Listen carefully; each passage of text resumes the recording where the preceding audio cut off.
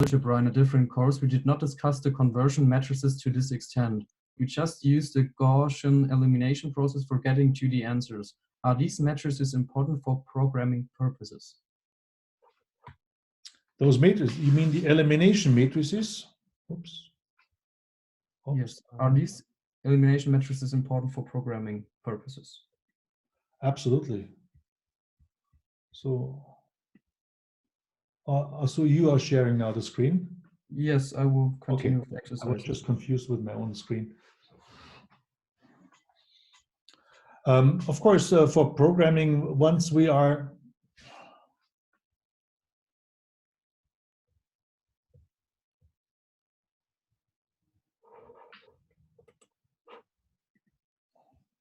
okay, so you mean the elimination matrices? They are important because many times, if you are sending, let's say, a matrix into a software package, you will always get back from Gaussian elimination the L and the U matrix, because the L, it's actually a factorization of the matrix A into L and U. And very many situations in very many applications, we are interested in getting those factors in specifically. So if you're just interested into the solution of the linear system of equation, you could probably live without the L matrix, because you then will only use the upper triangular part for back substitution. But for a wider range of applications, we are also interested to get the numerical values of the L matrix, and it's just simply storing the little factors L sub ij in a matrix. You can always go back and forth between the original matrix and the factorized version. So for many applications, it's helpful and useful to store the lower triangular matrix. Okay, fine. So let's come to the exercises. So exercise 1 is write down the 3x3 matrices that produce these elimination steps. So before we're going to discuss this, let us recap just briefly the idea of one elimination step with a matrix. So the idea of elimination step using a matrix E ij. So first of all, we always start with the identity matrix. And the identity matrix I has the number 1 on its diagonal, and everything else is 0. So usually if we have 0 entries, we just denote nothing. So all these are zeros. And then if we want to produce the elimination matrix 2, 1, for example, we just place into this identity matrix I number. So we place a non-zero entry at position ij. So for instance, the elimination matrix E to 1 looks like this. You have ones on the diagonal, zeros upon the diagonal, and at the 2-1th entry here there is some multiplier minus L 2, 1, and everything else is 0. Maybe I will denote this a little bit better later. So okay, so let's have a concrete look at our example. So what or how does the matrix 2, 1 look like if we subtract from row 2, row 1, 5 times? So for the concrete multiplier we're looking is called L to 1 is 2 divided by 1. So, oh, sorry, I just made a mistake, sorry. So let's go back. So we're looking for the multiplier L to 1 because from row 2, we are subtracting row 1. And we are subtracting it 5 times. So this number is 5. And now our matrix looks like this, because we just take the minus of L21. So in the end, we have a 3 by 3 matrix. And at the 2-1 position, we have -5. Because we had some little discussion in our chat, this must be -5, because every multiplier just take the minus sign in front of it. This is also true for our matrix E32. So we want to subtract from row 3, row 2. This means we have our multiplier L32, and it is -7.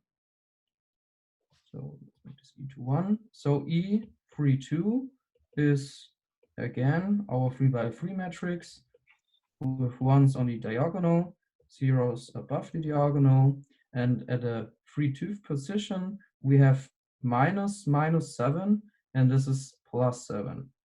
Now we fill up any other entry with 0, and this is our final matrix. Okay, so let's come to number C, about permutation matrices. So in this C, we have actually to combine 2 matrices at once. So maybe a little recap about permutation matrices. Why do they look as they do? So for example, when we say we want to have a matrix that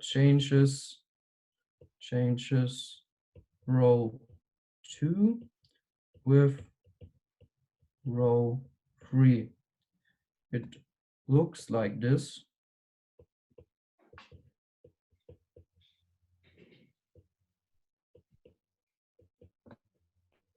So, and why does it look like this? We just can prove this by a little example. So for example, let's take this matrix times some vector b, and b in this example 1, 3, 5. So, and if we just execute simple matrix vector multiplication, we make now a little example, or make it even more clear. So maybe I can highlight this, take one row at a time, and execute the steps. So let's take the first row, it's 1, 0, 0. This row vector, and then multiply it with 1, 3, 5. So again, just row vector, column vector produces our new matrix. So let's write it everything down. We have the second row with 1, 3, 5. 1, 0, 1, 1, 3, 5.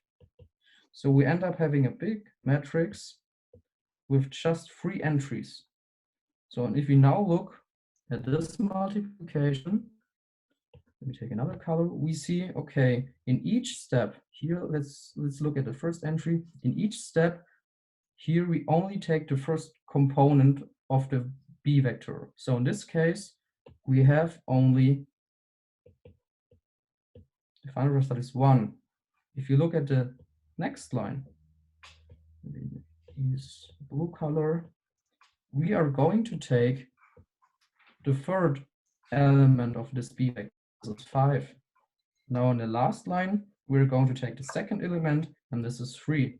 So just by executing this example, you can see if we change this little matrix in P32, these elements below here, we can end up changing the columns. So if you want to imagine it even more simply, or how do I remember this principle, it's simple. So I always, when I want to say I want to change 2 rows, I denote my identity matrix. So let's say little trick, or let's say a hint. I always start with the identity matrix, 1, 1, 1, and fill this up with zeros. And if I want to change, let's say, row 1 with row 2, I just make the little trick. I want to say, okay, row 1 wants to be on position 2, and row 2 wants to go to position 1. So just by changing these little numbers, we have 0, 1, 0, 1, 0, 0, 0, 0, 1. And with this little trick, this is our permutation matrix P, 1, 2. Okay. Sven, just a little hint. Yes. In your matrix E32 that you wrote down, the 7 that you have entered, and the enter should be in the second column, not in the first column. Oh, thank you very much. Yes, exactly. So this was a little bit too big. So this should be 0, 7. Okay, Yes, thanks. now we're talking. All right, good. So we're running a little bit out of time, so I will go to the next slide. Just a second. Maybe just before you go to the next slide, there's a question of if you want to could repeat your hint about the identity matrix. I think it was like the last trick. The last trick? Okay, let me duplicate let's fill in a new square paper, and I can repeat the trick. Okay, so the trick with permutations. Trick with permutations. So I personally always start with the identity matrix.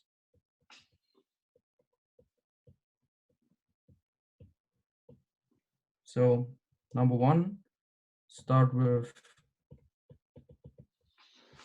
identity. And then I ask myself, which rows do I want to change? So I want to change row 1 with row 2. So then I just look with my sharp eye into this identity matrix and see, okay, this is row 1, and this wants to go to position 2, whereas the second row wants to go to the position 1. So this is change row 1 with row 2. And if I just execute this little switching, I end up having a matrix that says, okay, I switched 1 with 0, so I have 0, 1. And then I also have switched 0 with 1, so I have 1, 0. And all these other entries stay the same. I just change these upper 4 numbers. So just copy and paste the other numbers. So it's 0, 0, 1, 0, 0, 0, 0. And this is our permutation matrix P to 1.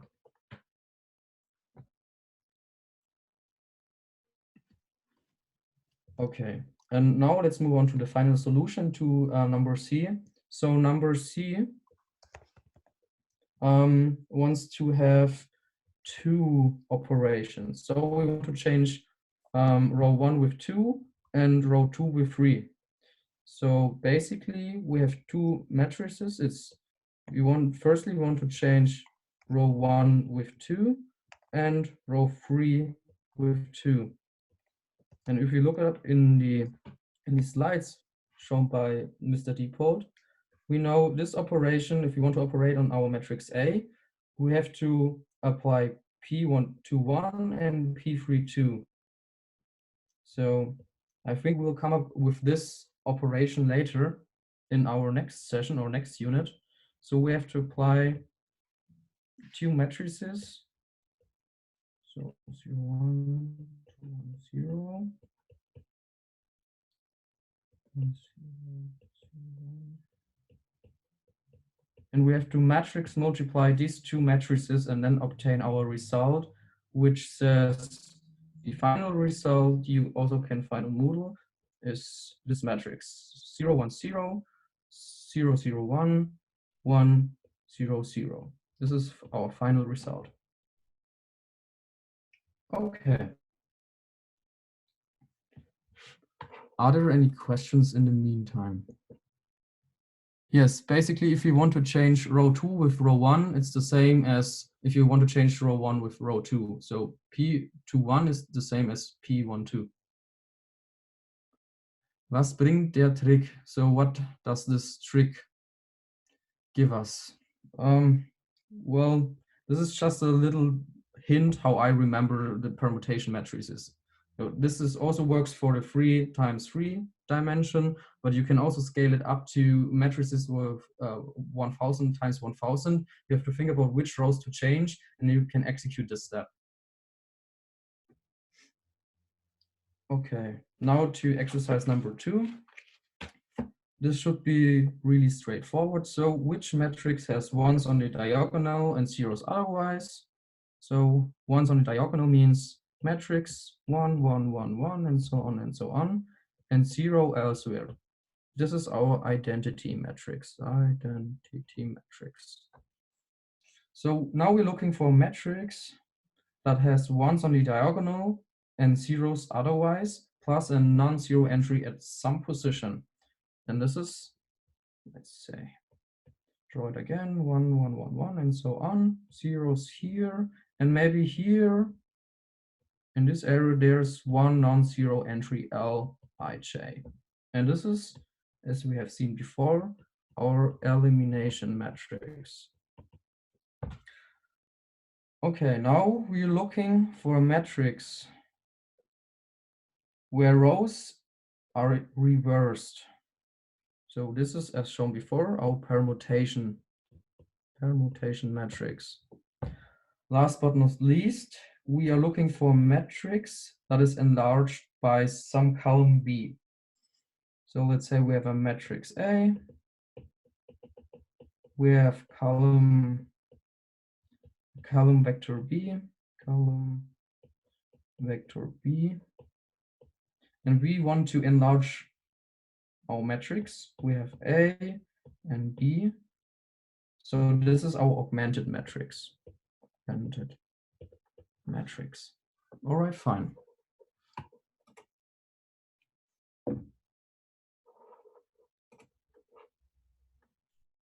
So that's it for the exercises.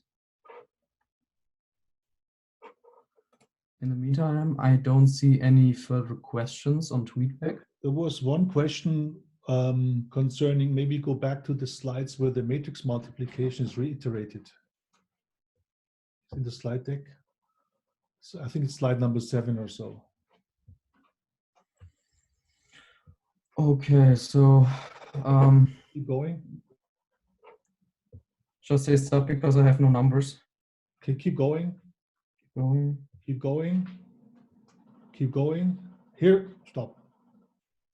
So that's basically another illustration of how matrix vector multiplication is supposed to be working. So you see that we have the row, the inner products of the green arrow hitting this downward column coming from the top.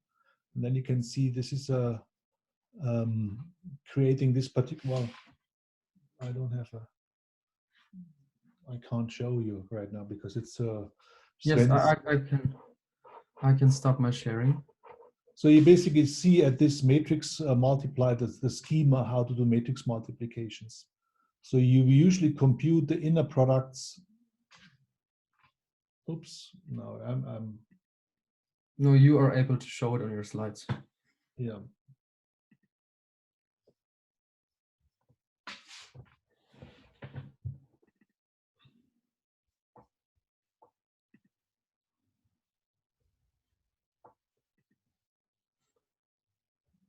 So the schema is that you see, if you have a matrix, you take like, this is always describing one row of the new matrix, also given by one row of the first matrix times the column of the second matrix.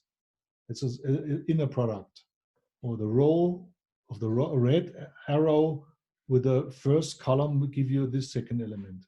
So you basically draw the lines, and where they're intersecting, this is the new element that is computed in the target matrix. Blue times the first column would give this element. The blue times the second column would give this element. So you see this here also at work. A1, this is the first row times the first column. This would be giving the new, this is A11, A81, so times the first column is creating, the new entry at the 1, 1 position of the new matrix. And you see, of course, you can also continue the first row of A times the second column of B. That would be this one, first row of A times second column of B in a product. This would give this particular element in the matrix. So it's always kind of lots of inner products to be computed row times column. We will be seeing also other ways of doing matrix multiplications at a later stage in the class. But that's the schema that we follow. And interesting is also to see when you were to see the recipe, how to interpret this. One row, like this green arrow, is describing the recipe, how to combine the 3 rows of this matrix. So if this is 1, 2, 3, then it would say 1 times the green, the first row, times 2 times the second row, times 3 times the third row. So this is the recipe on how to create rows. You can also flip this in the other side, but that's not really right now the most important one.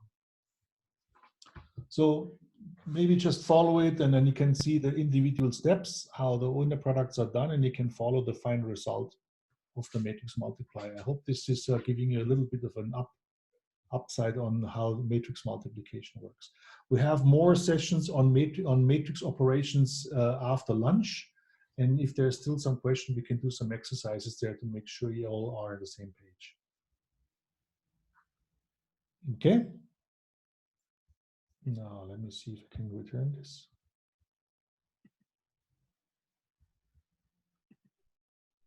Okay. So we are already in overtime, extra time. In hockey, we would say extra time. And I guess you're all deserving to have some lunch break. We'll be back here. Well, you're supposed to be coming back and enjoying the next unit, which will be unit number 7 on rules for matrix operations. And we'll be then back by 2:15 for another round of discussions. Okay, in the meantime, if you have more questions, just throw it into the tweet back and we try to pick it up next time. Okay, then have a good lunch break and see you soon again. See you later. Have a good one. Bye. Thank you. Bye. Thank you. Bye.